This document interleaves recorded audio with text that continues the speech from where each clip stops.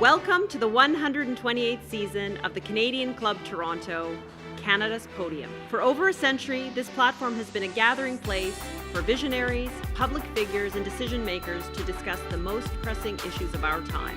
We've been having important discussions and debates around this podium in this country for well over a century. I call this a historic podium of record.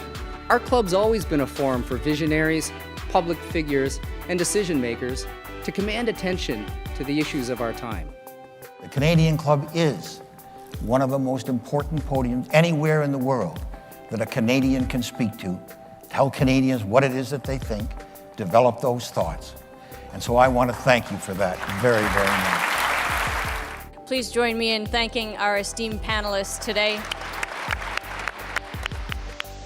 Through our programs and events, including our youth and young leaders programs, our diversity partnerships, our joint events, and our media and social media opportunities, we offer you access to dynamic political, social, and business figures from abroad and right here at home. The platform from which the eloquence of Canada has flowed all of that time, whether it be business, education, politics, sports, arts, and culture. If someone wants to say something to Canadians about this country and about the future of this country, this is the venue you choose.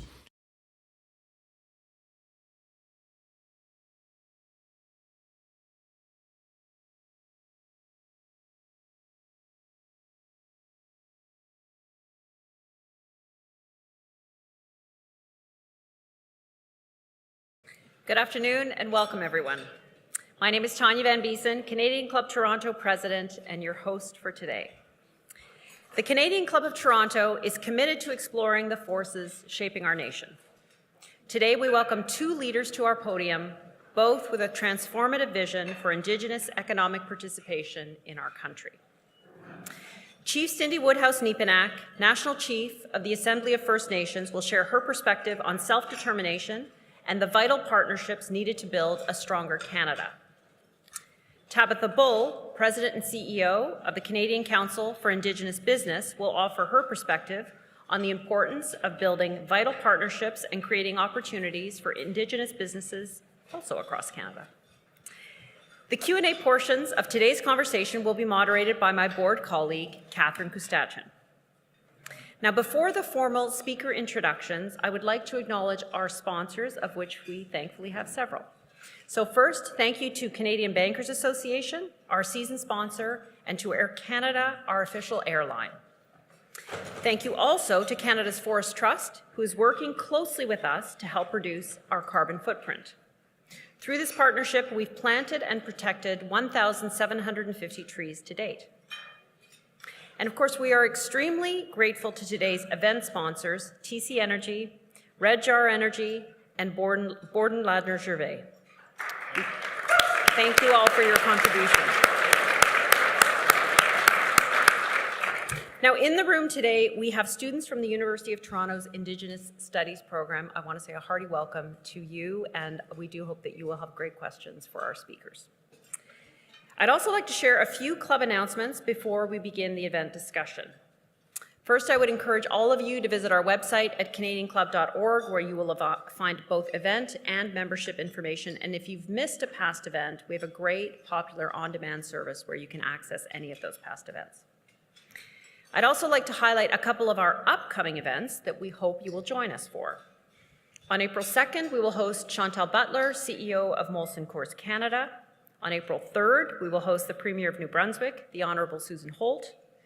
On April 10th, we will host a breakfast with François Poirier, the CEO of TC Energy. And on that same day at lunch, just in case you're not busy and you have nothing else to do, we will be hosting a great conversation with the Terry Fox Foundation around their new innovative research funds.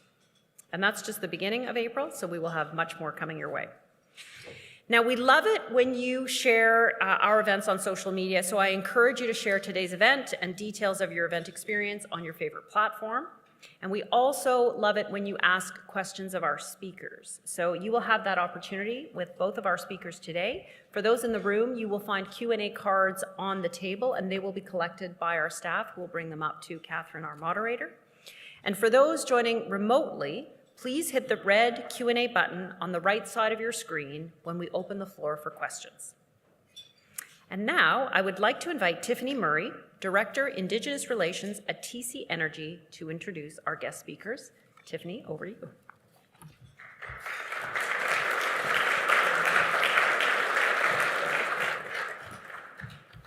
Wonderful, thank you very much. Grand Chief Cindy Woodhouse Nepinak, honored elders and distinguished guests, good afternoon. For those of you I have not had the privilege of meeting before, I'm Tiffany Murray and I'm the Director of Indigenous Relations for TC Energy. And I'm thrilled to be here today to introduce our speakers. So for those of you who may not be familiar, TC Energy is a North American energy infrastructure company. We're focused primarily on natural gas infrastructure, power, and energy solutions. With more than 6,500 employees across Canada, the US, and Mexico, many of whom live and work around and within Indigenous communities, we're committed to helping address the energy trilemma, the need to balance energy security, affordability, and sustainability. Working with over 395 Indigenous communities across Canada, we recognize that meaningful Indigenous engagement is foundational to our work through building enduring relationships, respectful and mutually beneficial partnerships. Our goal is to ensure that projects reflect Indigenous values, priorities, and economic aspirations. I've had the privilege throughout my career to listen and to learn from many inspiring and visionary Indigenous leaders across the country to help build stronger partnerships between Indigenous communities, government, and industry. I've seen firsthand the strength, innovation, and leadership Indigenous peoples bring to every sector, from energy, governance, to business, policy, and beyond. That's why today's conversation is so important. As we look towards the next federal election, First Nations priorities must be front and center of the national dialogue. Issues like infrastructure, economic participation, they're not just Indigenous issues, they are Canadian issues. We're fortunate today to be joined by three exceptional women who are working very hard to help shape a stronger and more inclusive future. Tabatha Bull, President and CEO of the Canadian Council for Indigenous Business from Nipissing First Nation, has a background in engineering and a deep commitment to economic inclusion. She's helping build an economy that reflects the strength and diversity of Indigenous entrepreneurs, all while raising two young athletes, I understand. We're also joined today by Katherine Koostachin, Vice President of Indigenous Relations and Reconciliation for Sussex Strategy Group. Katherine is from Attawapiskat First Nation and brings over 15 years of experience in law, policy, and governance. She's helped shape national reconciliation efforts and has delivered critical investments to Indigenous communities. And finally, we're honored to welcome our keynote speaker, National Chief Cindy Woodhouse Nepinak from Pinnimoontang First Nation. The National Chief holds a Bachelor of Arts from the University of Winnipeg and completed the Harvest Business School's Tribal Leaders Program, blending traditional knowledge with modern governance and business tools. Since her election in December 2023, she has brought bold, clear leadership to the Assembly of First Nations. From negotiating the historic First Nations child welfare settlement to advocating in Parliament and at cabinet tables, she has always championed the rights, jurisdiction, and priorities of First Nations peoples. But more than her achievements, what sets National Chief Woodhouse Nepinak apart is her vision.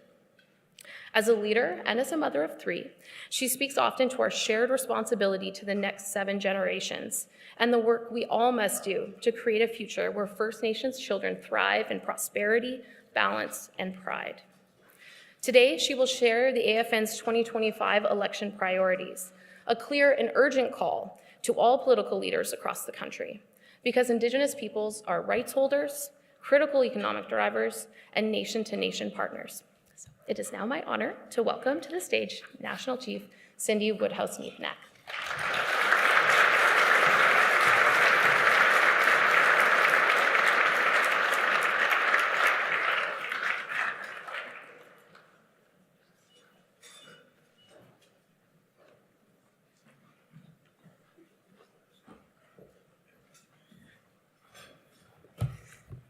Thank you. It's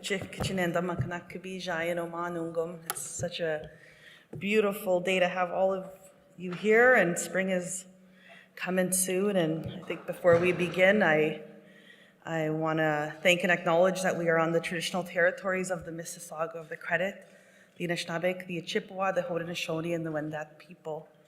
And I want to thank the Canadian Club for the invitation to attend today. I also want to recognize and acknowledge Chief Don Miracle, who's now not here.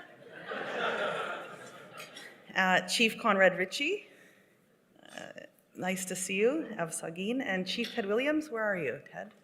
Chief Williams, if you can stand, this is one of our other chiefs as well. We're very progressive, and thank you for being here. I also want to thank President Tanya Van Biesen, Vice President Katherine Koostachin, and founder Willa Black from the Canadian Club for the invitation to speak today.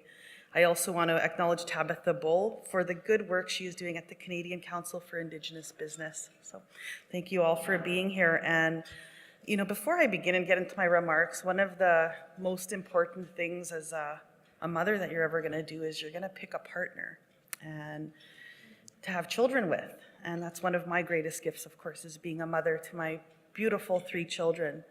But in doing so, I had to pick a partner, and I thought, well, I got to pick somebody smart, because you don't want somebody to, you know, so you have these beautiful children and you think, okay, wow, you know, you're such a smart person. And so in choosing, I said, well, he's educated, he's got a bachelor of, you know, he's got a business degree, and he's got an education degree. And I thought, okay, well, you know, that's my person, you know, that's who I'll have children with. So 2 weeks ago was my birthday, right?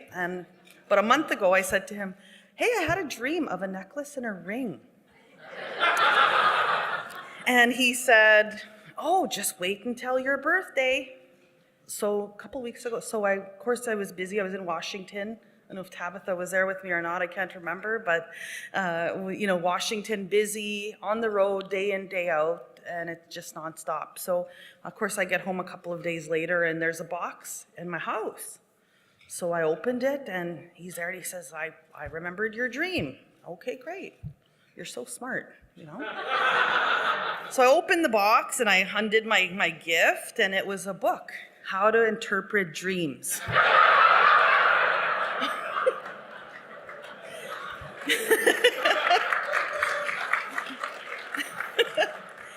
But thank you, and thank you for the warm welcome, the love that I feel in this room, the lightness after a very heavy night, which I could maybe talk about at the end of this speech. But for those of you that don't know me, my name is Cindy Woodhouse Nepinak. Hello, Josh Favel. He's a young up-and-coming lawyer, and I'm so proud of you to see you here in the crowd. I bring greetings to you on behalf of the Assembly of First Nations, which include over 600 strong, independent First Nations from coast to coast to coast on what we now know as Canada. As a national political advocacy organization for First Nations in our beautiful country, the Assembly of First Nations advances inherent and treaty rights through the co-development of policy, public education, and legislation. My role as National Chief is to advocate for First Nations priorities as directed by chiefs to protect these collective and inherent rights. And it's an honor to be here on behalf of the chiefs of these nations and in the spirit of our ancestors. I grew up surrounded by my family and my culture, and most importantly, my language on the Penamutang First Nation. It's just a few hours north of where the Forks is currently in Winnipeg. And I was blessed to grow up with my loving mother, my father, and my great-grandmother, who helped raise me 3 days of the week because she was a widow. And so my mom always made me go sleep at Granny's for 3 days of the week. And I think that was one of our traditional ways of First Nations, that the first grandchild always kind of went to the grandparents. And I recognize that now, that I remember she'd make me go to bed before the sun went down, right? And she'd make us get up at, as soon as the sun got up. But more importantly, every evening she would pray with me, and I had to sit and listen to the Anishinaabe language.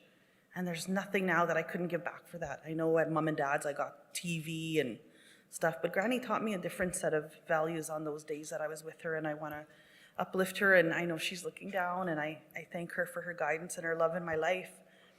And she raised my mother And my mother, my mom was her grandchild, so she was my great-grandmother. But Mom's mom and then her white father had an Indian mother, both left her on the community. And Mom became, she was like kind of sent home to home first as a baby. Long story, but it was really kind of sad. And everything that could happen to a child happened to my mother. And I watched my mother, and she's not here today, but I just look at her that she's so inspiring to, I thought, here you are. She remembers Indian agents coming when she was, 9 years old. And for the first time, she was able to take bread to school because it was always bannock, right? Granny made bannock every day. But I watched her become over all odds, and she just loved school so much that she went to school, and then she went to university. And Mom raised me and all my brothers. I have a lot of older brothers, so I was the only girl. And she raised us, and she had her Bachelor of Education, then her Master's, and yet she had every single obstacle against her. And I know I give my dad credit as well, but I look at my mom and think, here was a woman that shouldn't have been married to the chief's son, right? Everybody put her down for it, and she had raised a beautiful family with my brothers and I, and we couldn't thank her more than enough. And I just lift up my mother today. I also want to say that I watched my dad lead as a counselor, and then as a chief.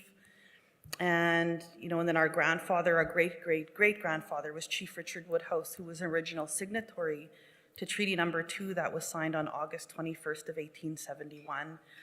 And, when I'd met the royal family, I'd met Prince William and talking with him, and I'm like, can you imagine, your grandma, Queen Victoria, gave this to my grandfather, Chief Woodhouse, and this original medal, and we have this history with each other.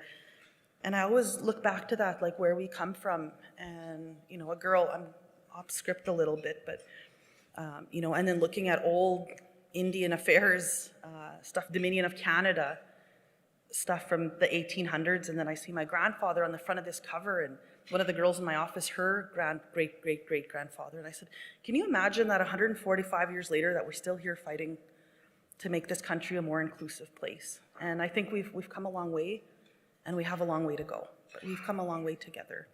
So I want to lift all of us up for being here today and having these discussions about that. And without the gift of being surrounded by my culture and my language, I could not be standing before you today doing this work.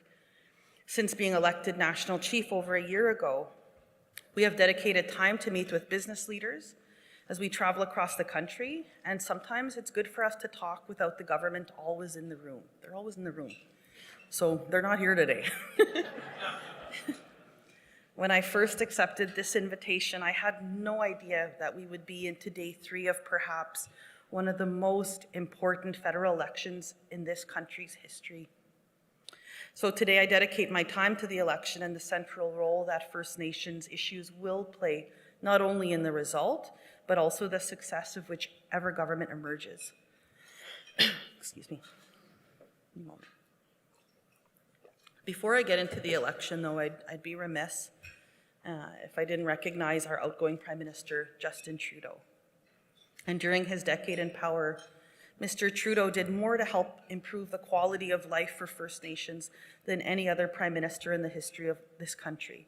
And Katherine, I know I see you sitting there, and I think of you and I lift you up as well. You were in the midst of all that work all these years, and I think we all owe her a round of applause. It's been tough.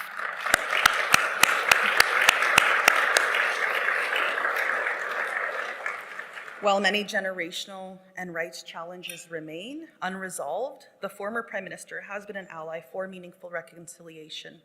He had set a new standard for future Prime Ministers to exceed. Personally, I expect Justin will continue to be a good relative in his future pursuits because of the work that he's done so far. Too many issues remain unresolved. From First Nations policing and the incomplete Clean Water Act to unfinished reform of the child welfare system, we look forward to working with the next Prime Minister and the Canadian Parliament to pick up where the previous Prime Minister is leaving off. As we have done in previous elections, the Assembly of First Nations will present each political party with a priorities document that highlights issues we expect the next government must be prepared to address with First Nations people. Over the past week, we've had the opportunity to talk with all of the leaders. We've met with the Conservative opposition leader, Pierre Poilievre. We've met with the new Liberal Prime Minister on the Anishinaabe-Algonquin territory on Parliament Hill on Friday. We have engaged with leaders of, Mr. Jagmeet Singh, the NDP, the Green, and we've even invited the Bloc Québécois. And I know that they, our chiefs are pretty tough on them, but to each, I say the same thing to them. We expect all federal parties and the next government and elected MPs to work with First Nations for a secure, safe, and prosperous country for First Nations and for all Canadians. We've made sure each leader understands that every First Nations is determined to build a new relationship with the Crown, built on mutual respect and the full implementation of the First Nations treaty rights, our inherent rights, and our jurisdiction. We are also reminding the leaders that 2025 is not just an election year, it is also the 10th anniversary of the Truth and Reconciliation Commission historic calls to action this coming December. So the 2025 federal election is an opportunity to measure progress towards reconciliation and hold political parties accountable for survivors, families, and First Nations across this beautiful country. In addition to the calls to action, the Assembly of First Nations Priorities document will reflect policy resolutions approved by our chiefs in Assembly for the United Nations Declaration Act and the calls for justice from the National Inquiry into Missing and Murdered Indigenous Women and Girls. We will reflect a unified call from the First Nations chiefs across this country and call on the next government to finally recognize First Nations jurisdiction and finally legislate First Nations policing as an essential service. As the National Chief, I think before I get into that a little bit more, it's really tough on Saturday nights when chiefs call me from different small communities in the north and they don't have access to a policing service. And I don't think any community in this country would stand for that, a small community or a big city. And I think that we can do better as a country when it comes to public safety for all. In addition to long-term police funding, we will call for a public inquiry to the alarming number of First Nations still dying in the custody of colonial forces in Canada. Our AFN platform will also focus on health and the well-being of First Nations children, families, and future generations. For too many years, First Nations have been fighting in the courts to fix Canada's discriminatory child welfare system that picked up right where residential schools left off. This is why we will be pressing all parties for a commitment to an improved mandate for long-term reform of Canada's racist First Nations child welfare system. We also want to take this opportunity to lift up the Chiefs of Ontario, some of them are here today, for their leadership in finalizing a historic $8.5 billion First Nation child welfare agreement just last month with the federal government, so we lift you up in a good way. The agreement will create sweeping positive changes for First Nations children and families in this region. And we understand this funding will start flowing as early as next week, so we lift you all up and thank you for your work on that. While we face many challenges over the past year, the Ontario Child Welfare Agreement is another hard-fought victory, reaffirming our inherent rights. We want to lift up the chiefs that have been taking these fights to the courts as a last resort. We always want to negotiate first, and I think many of us in this room are here because we want to negotiate. We don't want to be in court, but unfortunately First Nations are going to court and they are winning, and they're winning in a good way, but it shouldn't have to be so hard fought. In December, the Supreme Court ruled that the federal and provincial governments can no longer discriminate against First Nations by underfunding policing services in our communities. Last February, the Supreme Court also reaffirmed that First Nations jurisdiction over their children and child welfare. And we think of the successful appeal for the Robinson-Huron and Robinson-Superior treaties, where billions in compensation is expected. There have been major victories in British Columbia, in the Yukon, and the Quebec Court for First Nations on mineral rights. And there are more, and there will be more, if First Nations are not fully included in the renewal of Canada's economy. Each decision sends a message to federal and provincial governments that First Nations cannot be left on the sidelines. And I've reiterated that to every leader last week. So I'm going to conclude my remarks today to this point and talk about economic reconciliation. In our new era, unfortunately, of U.S. colonialism, economic reconciliation will be a key feature of the AFN Elections Priorities document. not just because it's a moral and legal obligation for Canada under the United Nations Declaration, but it's also a strategic advantage for our future generations. Fully empowering First Nations will unlock a wealth of potential and innovation that will drive Canada's collective prosperity and economic growth. That was true before Trump 2.0, and it is even more important now. So first, let me say, as National Chief, I will stand with First Nations across the country in strongly condemning the imposition of tariffs by the United States government. The short-sighted action of Trump and statements about forcing Canada to become part of the United States through economic coercion are a violation of international law. First Nations have inhabited these territories long before colonial borders were established. Our lands hold vast deposits of critical minerals, forests, and freshwater supplies that sustain communities on both sides of the border. So during this election, we are calling on each of the federal leaders to commit to including First Nations in discussions between premiers and the US officials. At this critical time in this country's history, it's so important to recognize Canada's gross domestic product is generated off First Nations lands and resources. Keeping First Nations out of these very crucial conversations that impact our treaty rights is no longer acceptable. It is 2025, and it is not Team Canada without treaty and inherent rights holders at the table. Our next Prime Minister must understand that we won't defeat Trump's colonialism with more colonialism here at home. Canada must walk the talk of anti-colonialism by holding up the principle of equality of all peoples and the right to self-determination of First Nations. By ignoring well-established treaty and inherent rights that have been upheld by Canada's highest courts, it's not a winning strategy, particularly as it relates to agreements regarding our water, Arctic sovereignty, and sustainable natural resource development. Canada can demonstrate to the world that it's still possible to win by being inclusive and respecting the rights of others. We are here to say that during this election that Canada's First Nations are ready to unlock growth that will drive Canada's collective prosperity and economic growth for the next century. With each day, more Canadians recognize Canada's economy will not achieve its full potential until we have a strong First Nations economy.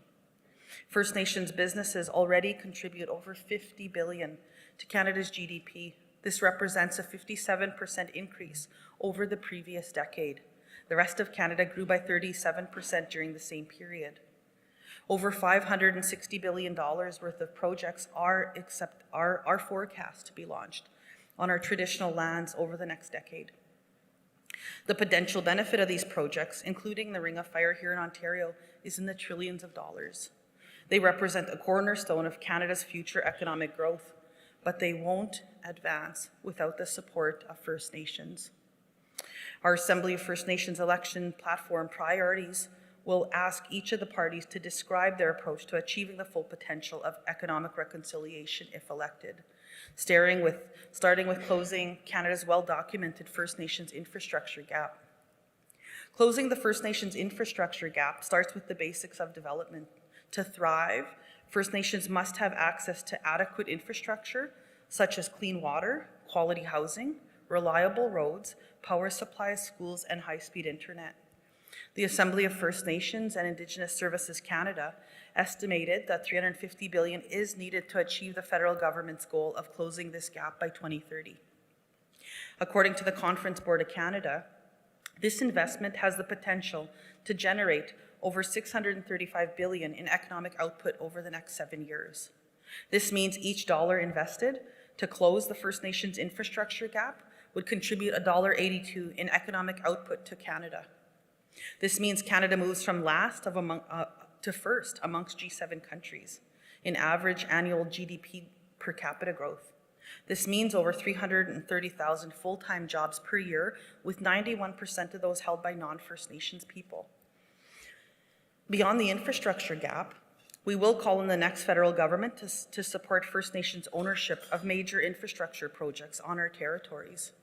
While we welcome the $5 billion First Nation Loan Guarantee Program announced in the 2024 federal budget, it must be expanded.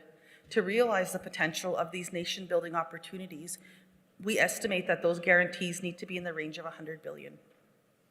In this election, we will be asking the leaders to state their vision for the Loan Guarantee Initiative and any other measures, that they plan to introduce that will ensure First Nations receive sustainable benefit from projects on our lands. Just in conclusion, so you've heard a sneak peek of what our preview of our AFN's platform priorities we will be sharing with each of the party leaders over the coming days.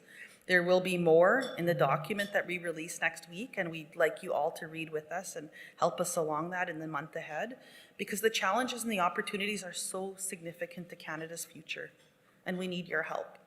As voters, ask themselves which party is best to steer Canada through this new era of U.S. colonialism. We suggest asking a second but very related question. Which party has the best plan to work with First Nations to unlock the full potential of Canada's First Nations economy and keep our new era of reconciliation moving forward? The Assembly of First Nations will be ready to engage with the next Prime Minister and the members of Parliament from all parties in the next Parliament. In these challenging times, we look forward to advancing our shared priorities and rowing alongside Canada to build a better future for all. From the War of 1812 and throughout Canada's history, First Nations have bravely fought for this country when it faced a crisis, and now it's another one of those times. So we need to be ready. We saw with the pandemic how global events can overtake our lives at home. And thankfully, Trump is not an unseeable and unstoppable virus. Unlike the pandemic,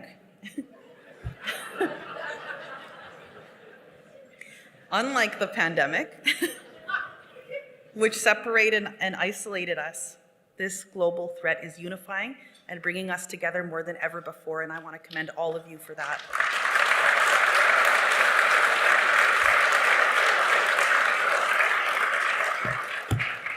And I'm gonna leave it there. There's 100 other pages, but that's from my heart. I think we look for your support. We look for your the way forward as we navigate through this very important election.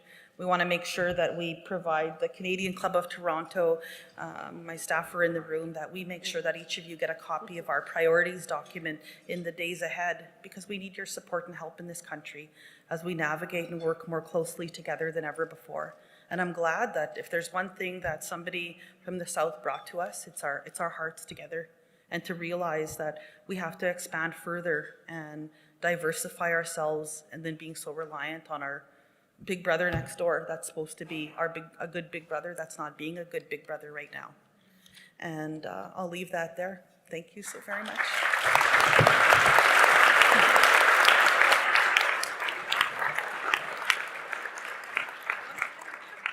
All right. Thank you. Chimigwech. So I just got this new bonnet from the Chiefs of Ontario, some Chiefs of Ontario, and I want to thank you for that, but it's a little baggy. My head didn't grow into it yet. I'm just wondering if this is working. Oh, there you go. There you go. I don't know how I follow that, because it's so much important information to absorb. And I remember when we were inviting you to the Canadian Club to speak, it was before the election as well, and we were talking about, well, self-determination. People would keep talking about economic reconciliation, and what does that really mean? And so a lot of it has to do with self-determination for our peoples and having a say to make informed decisions, being part of the decision-making for one thing, right? And I think your message there resonates. We want to be part of the system. We want to be part of these other governments when they make decisions that impact our communities. And I think during this pivotal time,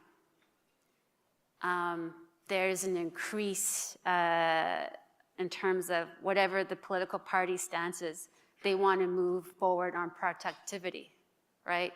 Which means more major projects, and whatever that looks like going forward. And it's the question of how our nations join in that process.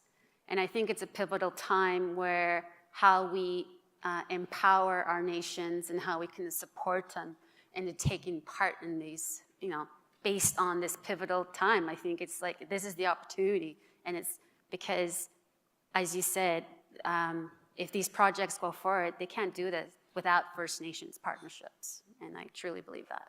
Yeah. Absolutely. And you mentioned about Team Canada.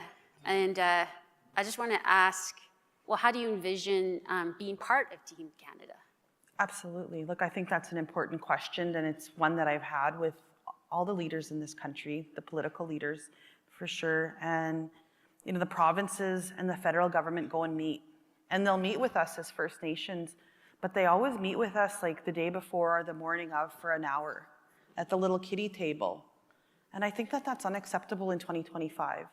And I think that it's important now that, just as we are nation to nation, Chief Miracle and reminded me about this this morning, to make sure that we mention that we're tired of being at the little kiddie table. We're just asking for a seat at the table to have our voices heard. Provinces and the federal government get a say, but yet they don't have a seat for First Peoples at that table to talk about that. And I think that's one start. And I think, if we really want to talk about Team Canada and growing globally, we have to look at First Nations people and how we exclude them on something as basic as banking. And we have chiefs in the room here, and many of, big banks would say, well, you have to, if you want to, something as small as a home on a First Nation community, well, you better go and ask an Indigenous lender. You can't come to the major bank because you're under the Indian Act. Things like that are really hard discussions to have on being more inclusive for First Nations. And that's off the cuff. I know my staff will, but my writers. But I really think from a logistical point, being more inclusive to First Nations in this country, and let's have a real serious talk about opening up those tables with each other. And they're not easy to have, but we have to have them and find a different way. No, for sure. And just picking up on your travels in the U.S. So I see through your social network, you've been spending a lot of time with our neighbors, the U.S. tribal leaders. And what have they been saying to you? And what do they think about all this stuff that's happening? Well, first of all, I want to say, I know Canada itself had asked that I make sure that I'm out there reaching out to our tribes in the U.S. And as First Nations have always done, we're here to help. We're here to open doors. We're here to make our circle bigger, and but talking with the tribes there for sure. And then one of them corrected me at one point. They because we've been calling to keep people at home and finding an Indigenous destination to travel at this year. And some of the tribes there said, but don't forget us, because we've never had these borders before, and they still want us to visit their communities and their lands on the U.S. side of the border. And so I think that's one thing that really resonated when in meeting with all of them and continuing to meet with them. But beautiful people, and those are our cousins right next door. And I think I want to remember that. Yeah. Yep, that way, because I have family that live in Akwesasne, and through my brother married a Mohawk. Won't talk about that. Just joking. but they describe the dynamics, and pretty much they don't see the border. It's their whole community of Akwesasne, which is divided between Ontario, Quebec, and the States, right? It's complicated, but they're all one nation. Mm-hmm. Yeah. But I know because of timing, and but I think we can. I don't think it's fair just to point to have 45 minutes or less to have this, in terms of the amount of time dedicated to this important discussion.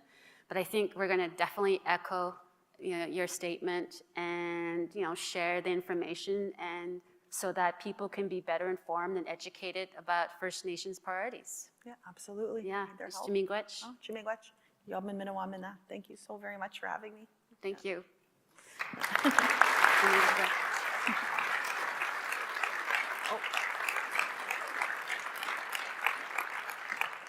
Just before, I want to give you a gift. I'm so proud of you for your work. My dad always says, honor people when they're here on this earth, not when they're gone.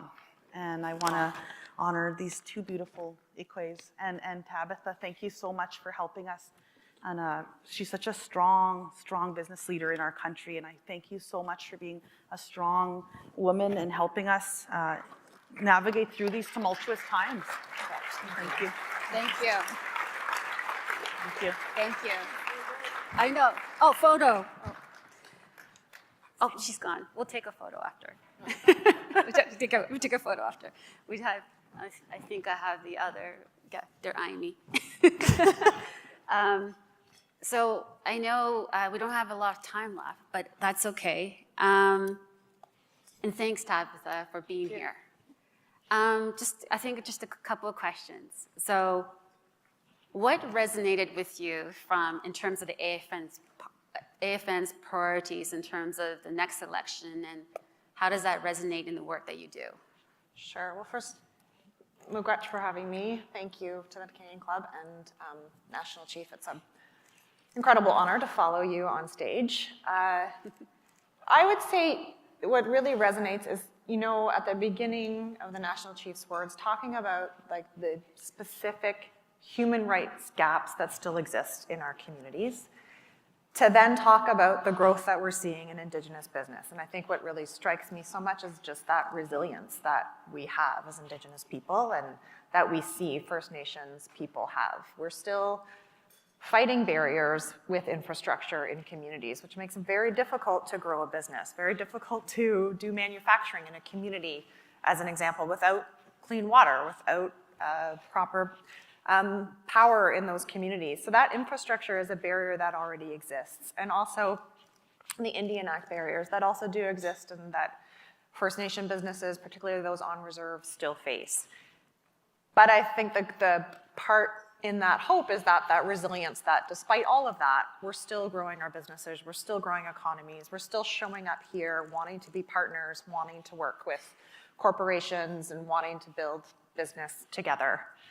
And I would say the other piece is the Team Canada part. I know we're going to talk about this, but I have had the opportunity to sit on the Prime Minister's Council for Canada-US Relations, and that's an incredible honor because, Indigenous people historically haven't been invited to those tables, particularly with respect to business. And that's why I think today's conversation, to be here at the Canadian Club and see so many chiefs here and Indigenous friends and business colleagues, is really incredible and a demonstration of where we are today. But I completely agree with the conversation that we need to have rights leader conversations, and they need to be at those tables, at the First Minister's table, at the Premier's table. The council that we I sit at is really just about business, and I continually remind the council that I am there with respect to business and our members and other Indigenous businesses, but the rights conversations need to be happening, and they need to be happening yesterday. No, I agree. I mean, when I was in Prime Minister's office, it was often called upon the Prime Minister to involve the national Indigenous organizations, be part of the First Minister's meeting. And it was always an issue with, I'll say, the provinces and territories. And it was always not fighting, but a bit of opinions, yes, you would say. And but I do think cooperation is very fundamental to getting things done. And that's the only way you can get things done, unfortunately. I mean, not unfortunately, but I mean, it's just a prime example. I know we received news about another MMIWG finding in the landfill in Manitoba. And it resonates with me too, because the search wouldn't happen if there wasn't cooperation between governments, between nations. And that's so fundamental to getting things done right, I have to say. It's not easy work, but it needs to be done. And then whether you're at a First Minister's meeting or you're at the Prime Minister's council table, having your voices, First Nations voices there are so important, whether it's business or our chiefs that resonate there, because they speak for us, and we need the advocacy. And I just want to thank you so much for the advocacy that you do, because it's so important, really important. But before we go, this is the last question. Based on your work, then with your CCIB work, you're the president CEO of a fund, like such a great organization, and then I can talk about it forever too, because I'm very close to that too in terms of my own family connections to the CCIB, but as well as your work at the Prime Minister's table. What message do you want for our audience? And by the way, there's 200 people online as well listening to this conversation. What key messages that you want them in terms of supporting Indigenous businesses going forward? Yeah, I think, many people have said this, but in every crisis, there's an opportunity. And I think we've seen that here in Canada coming together and looking domestically at how we can support Canadian business, looking at alternatives to suppliers from the US and partnerships. And as we also talk about how are we going to move forward to build infrastructure in this country and how are we going to build infrastructure faster, I think a few things. One, a huge reminder to everybody that yes, things need to move faster and we need to change the regulatory process, but we cannot skip the steps of working with Indigenous communities in that process. And part of that is about partnerships. So the opportunity is that we need corporations and government to think about Indigenous communities and businesses as an opportunity, as a benefit to your business. From an investment point of view, working with an Indigenous partner, having an Indigenous partner reduces the risk of your investment. It's an opportunity to really invest not in just a great project, but a project that supports Indigenous communities, Indigenous businesses, Indigenous workers, and Canada in growing Canadian economy. And I think too, we talk so much at Canadian Council for Indigenous Business on the importance of procurement. It is a simple way that your business or you as a Canadian can help to grow the Indigenous economy, and there are Indigenous businesses in every sector and size. And we need all levels of government and all corporations to look at where they're purchasing products and look for an Indigenous alternative. Mm-hmm. That is a simple win that anybody can do. It doesn't increase your budget. It doesn't increase your taxes. It really is just about looking at where you're spending money and making sure that it's important. And the last piece I'll say is that we are seeing in the US so many corporations move away from DEI, and we're actively watching our members that have operations here in Canada. But I want to be very clear that working with Indigenous people and businesses is not DEI. We have rights under the Constitution. It is an obligation of every Canadian and every corporation to ensure that their work with Indigenous peoples continues despite the conversation of wokeism and backing away from DEI.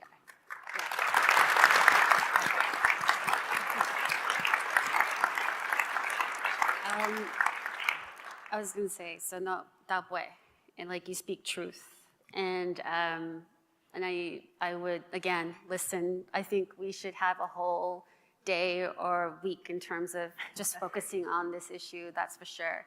But I know we all got work to do, and in terms of everyone will be going back to their offices, they're going back to their daily, what is it that ever you do? But I'm just thinking about, there's a lot to take here. And I hope we gave you some food for thought. And I'd like to take the time to thank the National Chief for coming here. And I've seen your growth as well. I've known you before becoming, I've known you since you were a staffer to the previous National Chief. And I love seeing you grow. And same thing with Tabatha. And which means I'm lifting you up in my own language. I'm, blessing you. And then in terms of everyone as well, thank you for being here. I'm